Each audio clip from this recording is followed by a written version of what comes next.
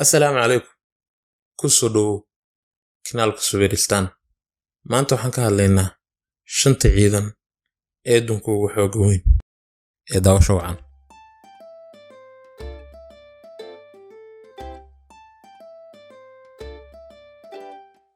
Kaalinta shanaad waxaa ku jira dalka Jabbaan.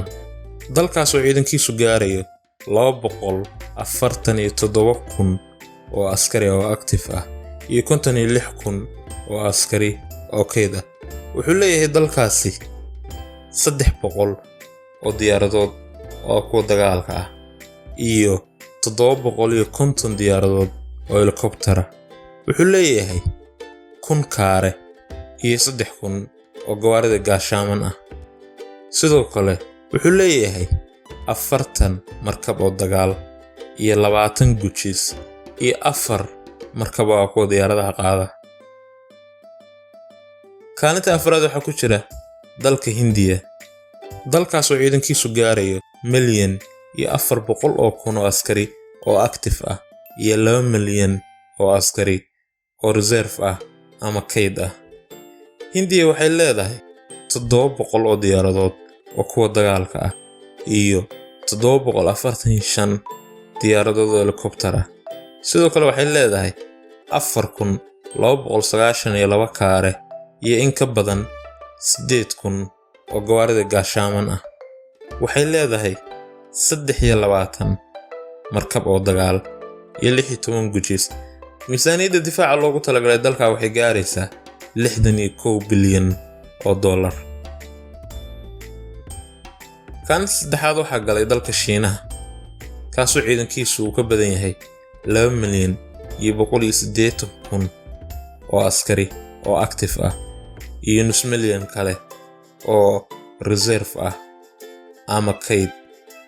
Miisaaniyadda difaaca loogu talagalay dalka waxay gaaraysaa 237 bilyan oo dollar. Halka ciidankiisu uu haysto 1,500 oo diyaaradood oo kuwa dagaalka ah iyo in ka badan 1,000 helikobtar. Sidoo kale wuxuu leeyahay 3,500 oo kaare iyo 33,000 oo gawaarida gaashaaman ah. Wuxuu leeyahay 88 markab oo dagaal iyo 74 gujis. Wuxuu kaloo leeyahay 2 markab oo kuwa diyaaradaha qaada. Kaalinta labaad waxaa soo gashay dalka Ruushka, kaasoo ciidankiisu gaarayo 1,013,000 oo askari. Sidoo kale 2,000,000 oo kale ay reserve yihiin ama kayd. Miisaaniyadda difaaca loogu talagalay dalka waxay gaaraysaa 48 bilyan oo dollar. Dalka Ruushku wuxuu haystaa in ka badan 1,500 oo diyaaradood oo kuwa dagaalka ah. Sidoo kale 2,000 oo diyaaradood helikobtar ah. Wuxuu kaloo leeyahay 13,000 oo kaare iyo 27,000 oo gawaarida gaashaaman. Wuxuu leeyahay 26 markab oo dagaal iyo 62 gujis. Kaalinta koowaad waxaa galay dalka Mareykanka, kaasoo ah ciidanka adduunka ugu xoogga weyn oo aan shaki ku jirin. Ciidankiisu wuxuu gaarayaa 1,400,000 oo askari oo active ah iyo 860,000 askari oo reserve ah ama kayd. Miisaaniyadda loogu talagalay difaaca waa 750 bilyan oo dollar, taasoo dhaafaysa 4 dollar la soo dhaafay miisaaniyadahooda la isku daray. Ciidanka Mareykanku wuxuu leeyahay 3,000 in ku dhow oo diyaaradood oo kuwa dagaalka ah iyo 6,000 in ka badan oo diyaaradood helikobtara.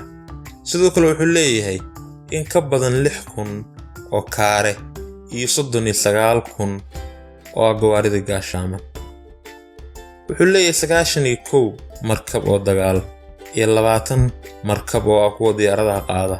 Sidoo kale wuxuu leeyahay 66 gujis. Haddaba daawade, kaalintee baa isleedahay bay Soomaaliya kaga jirtaa adduunka ciidamada ugu xoogga weyn? Imisaana isleedahay bay gaaraysaa miisaaniyadda loogu talagalay difaaca dalka Soomaaliya? fadlan jawaabta ku soo qor commentiga. haddaad taageertay muuqaalkanna like saar, haddii aadan taageerinna sidoo kale like saar.